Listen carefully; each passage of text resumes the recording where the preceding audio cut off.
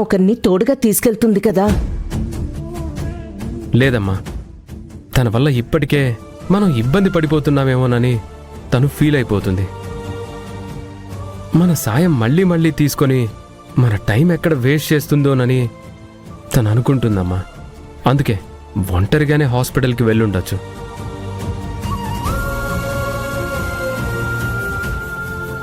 ఉండు, నేను హాస్పిటల్కి ఫోన్ చేస్తాను.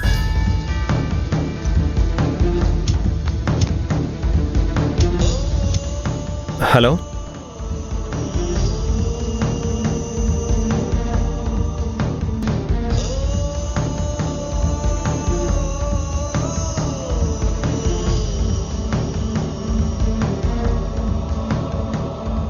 ఏమైందిరా? నందన హాస్పిటల్కి వెళ్ళలేదా? లేదమ్మా, నందన హాస్పిటల్కి కూడా వెళ్ళలేదంట.